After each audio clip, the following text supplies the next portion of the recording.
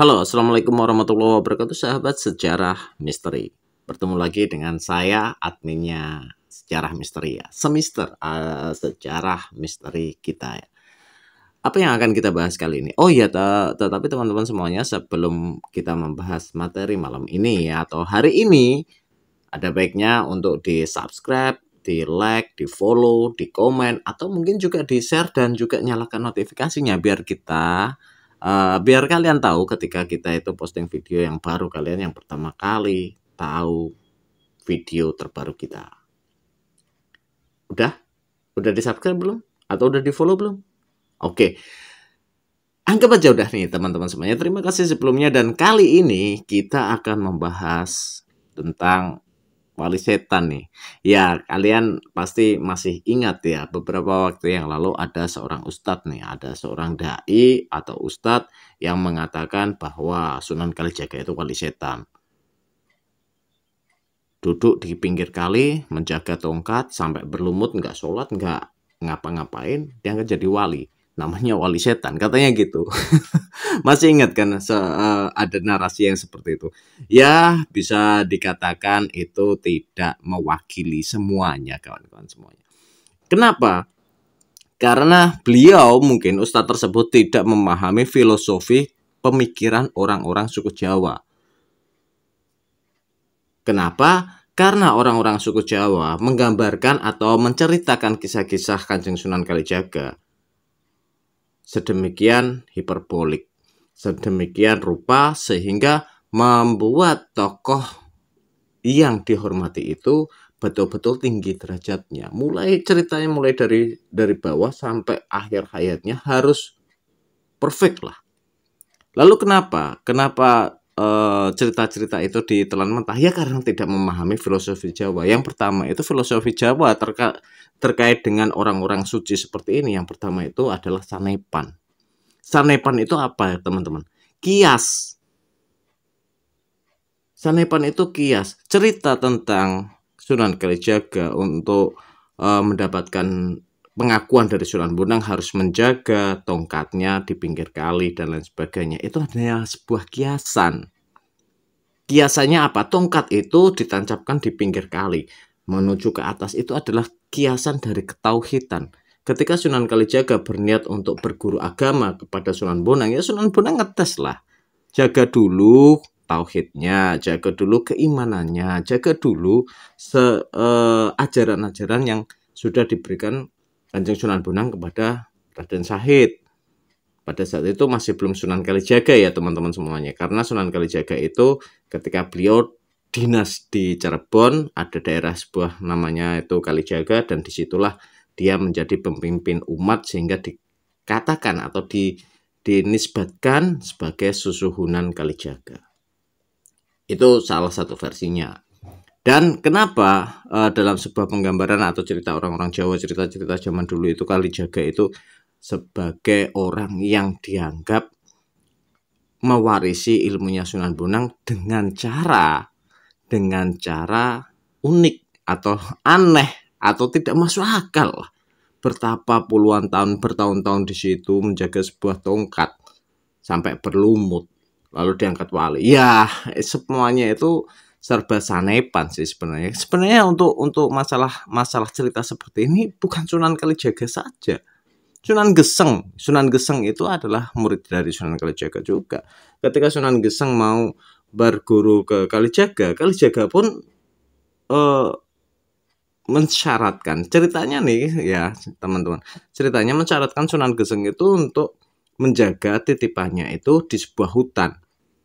Di hutan yang banyak sekali ilalangnya, dan kemudian suatu ketika ilalang ini terbakar. Sunan Kalijaga datang sambil mencari Sunan Geseng. Ternyata Sunan Geseng nggak kebakar.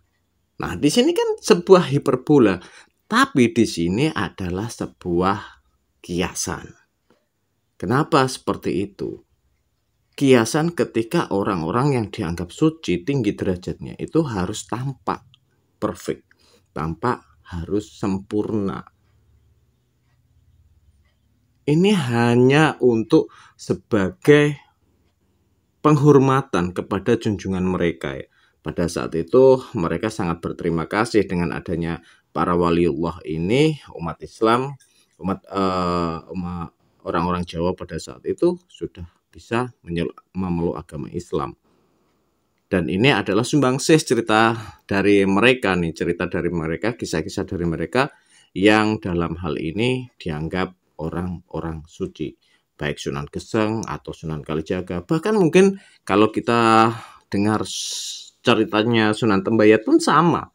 Mana ada lah terusan Sunan Tembayat dikisahkan menjadi kambing atau anjing lah seperti itu.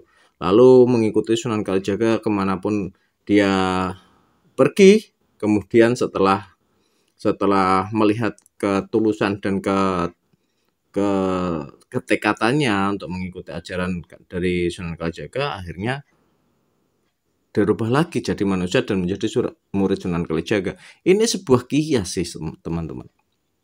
Dan inilah yang tidak dipahami mereka-mereka. Nah, itu yang pertama.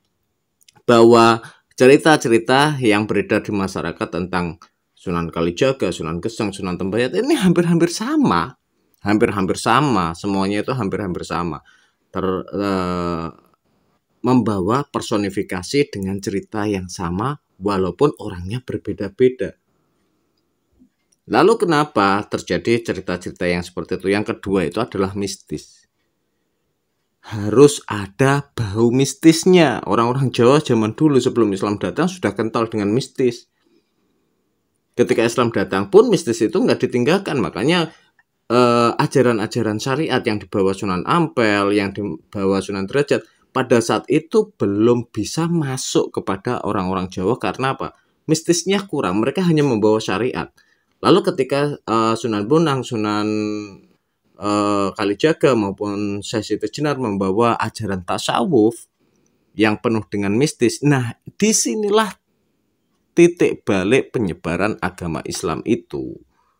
Gitulah teman-teman semuanya. Jadi karena ada unsur mistisnya, ajaran-ajaran yang dibawa Sunan Kalijaga, Sunan Bonang, Syekh Siti Jenar itu gampang sekali diterima oleh masyarakat suku Jawa tempo dulu. Dan mistis ini sangat berpengaruh kepada cerita-cerita yang beredar di masyarakat sekarang. Dan itu pun ditulis dalam babat-babat maupun serat. Banyak sekali cerita-cerita yang mengisahkan kisah-kisah Sunan Kalijaga, ya kan? Kisah-kisah Sunan Giri, kisah-kisah Sunan Derajat, kisah-kisah Sunan Bonang. Banyak sekali dengan unsur mistisnya. Mereka mengatakan karomah. Nah, inilah yang menjadi orang-orang Jawa zaman dulu ketika memandang seorang yang suci itu berderajat tinggi dengan karomahnya, dengan kekuatan mistisnya. Nah, dari urian ini bisa kita ceritakan, bisa kita simpulkan bahwa janganlah memandang sebuah atau melihat sebuah cerita-cerita tempo dulu itu dengan pandangan yang kenceng sesuai dengan letterbox itu. Karena orang Jawa itu sukanya sanepan, karena orang Jawa itu sukanya mistis. Itu teman-teman semuanya. Makanya kenapa kemarin ribut-ribut ada ucapan atau ada ungkapan wali setan itu. Kalau banyak masyarakat yang protes ya wajar. Ya wajar. Sampai sekarang Sunan Kalijaga dan semua wali songo itu ya dijunjung tinggi oleh masyarakat Islam di tanah Jawa khususnya. Itu teman-teman. Nah, mungkin kalian ada informasi, masukan, kritik, dan saran, kalian bisa tulis di kolom komentar. Channel Sejarah Misteri undur diri. Sampai ketemu di video berikutnya. See you on the next video juga. Jangan lupa untuk subscribe, follow, nyalakan notifikasinya. Kita ingatkan terus nih teman-teman. Biar kalian kalau bosen buru-buru di subscribe dan di follow. Wassalamualaikum warahmatullahi wabarakatuh. See you dan bye-bye.